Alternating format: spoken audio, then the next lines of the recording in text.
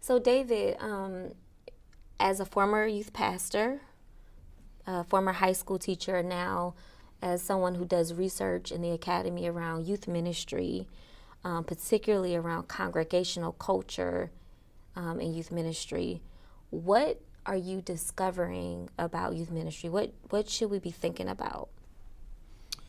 Well, I feel like I'm just at the beginning of the process of what I'm learning as I'm doing research in churches with people and lots of extra reading and research on the side.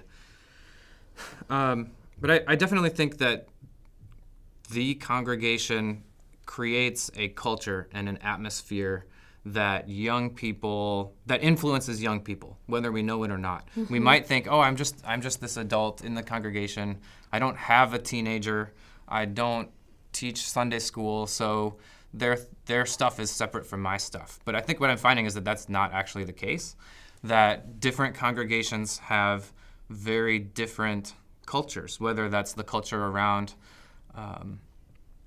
the coffee table or at the potluck, or even in worship. Our children's voices in worship, are we seeing young people, or are we sort of shuttling them off to the side?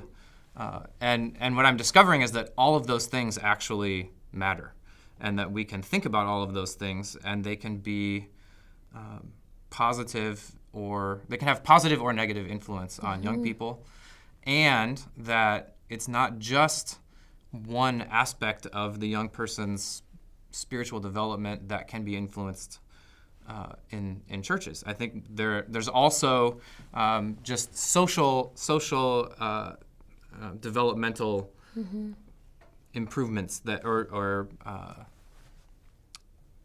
influences that happen in the church, social, cognitive, mm-hmm. that church congregations can positively influence youth development in a whole myriad of ways that we are not imagining that we are doing.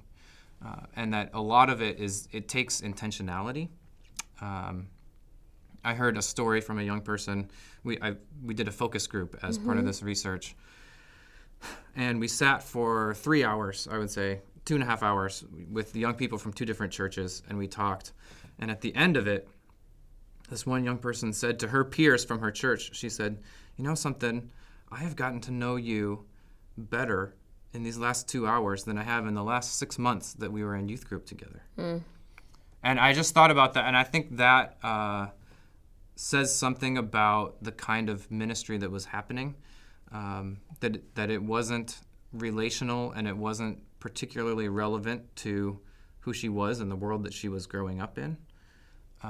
And as I'm doing this research, I'm finding that that's not an accident. That is the way that the youth ministry discourses that we have had since 1950, or at least the dominant youth ministry discourses in, say, white suburban America, have like led us to that point. It's not an accident that she has had this experience. So I think there's a lot of work that we have to do there.